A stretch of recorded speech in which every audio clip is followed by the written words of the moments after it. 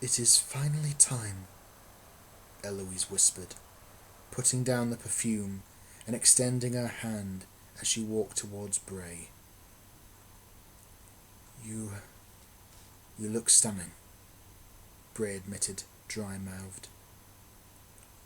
"So do you," Eloise smiled seductively.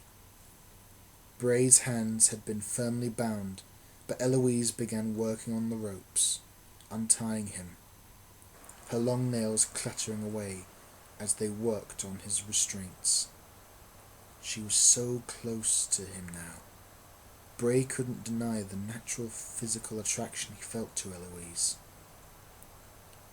"There, that's better now, isn't it?" she whispered. With the last of the knots untied, the ropes around Bray's wrists fell to the ground. And there, Eloise dropped her dressing gown, the light silk collapsing to the floor, revealing Eloise's natural form. She led Bray by his hands to the large bed nearby in the centre of her quarters, and began undressing him. His jacket, undoing the tie. Her expression one of longing.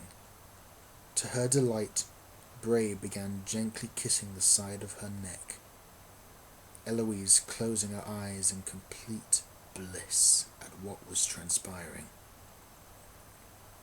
"Oh, this will be such a pleasure," Eloise murmured appreciatively. "Absolutely. A real pleasure," Bray said, seizing her arms forcibly. Eloise recoiled, in shock, as she realized Bray was using the rope from his bonds to tie Eloise's hands together behind her back. She struggled to free herself, but it was no use, as Bray fastened the ropes tightly around her arms. "Sorry about tonight, but I'm already spoken for," Bray said matter-of-factly, placing the dressing gown over Eloise's otherwise exposed naked body, covering her to protect her dignity. Despite all the wrong she had given him, he was ever the gentleman.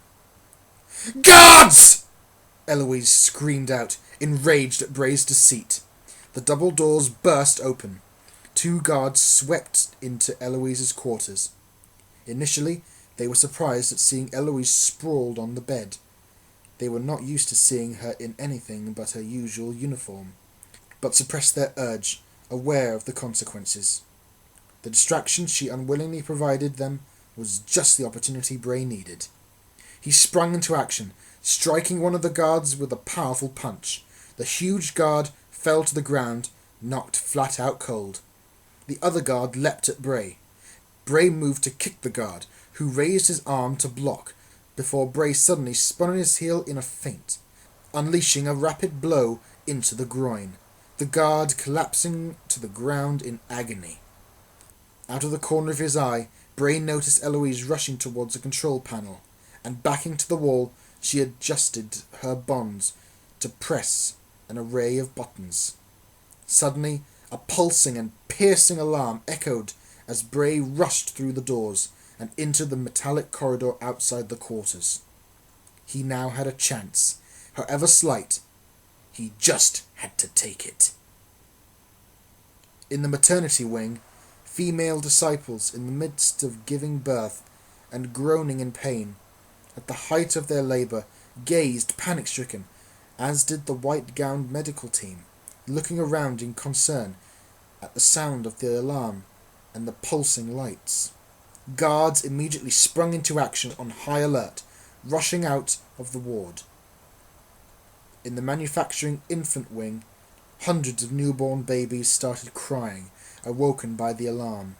Their attendants exchanged concerned glances in confusion, watching other guards reacting, rushing away. The complex he had been imprisoned in was huge, Bray considered, as he raced down the metallic corridors, and once again he wondered if this was real, or if he was trapped in some virtual world. Amidst the noise of the alarms, he was sure he could hear the distant sound of babies crying, their anguish echoing through the cavernous compound. He had no knowledge of the geography, or what other gruesome events ever took place in the complex.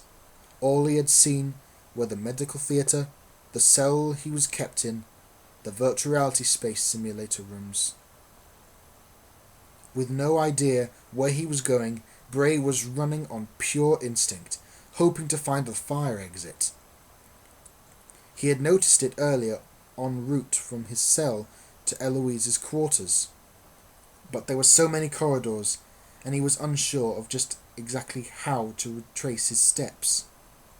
He knew from talk amongst the other slaves and disciples that no prisoner had ever escaped the compound, or even tried to. Rushing round a corner, he almost collided with Judd. "I thought the alarm might have something to do with you," Judd said, indicating. "That way to the very bottom. You'll find another corridor veering off to the right, and some emergency exit doors. You'd better move. In a few seconds this area will be overrun by the militia."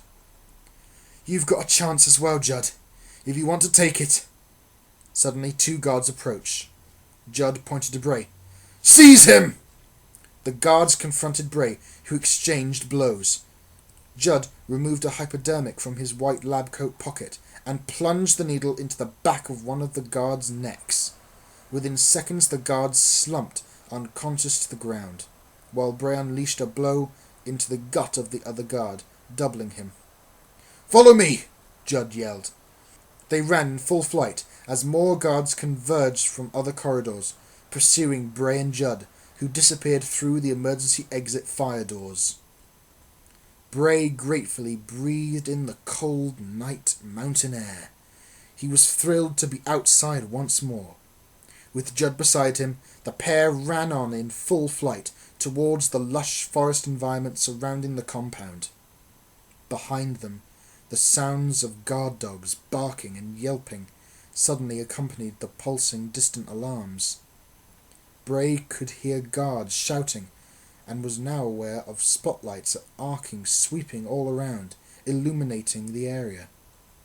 For a split second, Bray still wondered if this was all really happening, if he was once more in a reality space program of Eloise's, without even knowing it. "This is real, isn't it?" Bray questioned Judd, the 2 of them scrambling towards the defense foliage. "You think reality space air smells this good?" Judd replied, panting as he ran. "This is real, Bray. Believe it. You've made it back, out to the real world. And so have I. Thanks. I owe you one." The bright glare of a spotlight suddenly outlined Bray and Judd's silhouettes, their shadows momentarily trapped by the beam of light. Pushing themselves on from the pursuers gathered behind, and fueled by adrenaline, Bray and Judd quickly avoided the spotlight glare, racing away, disappearing deeper into the forest, into the night.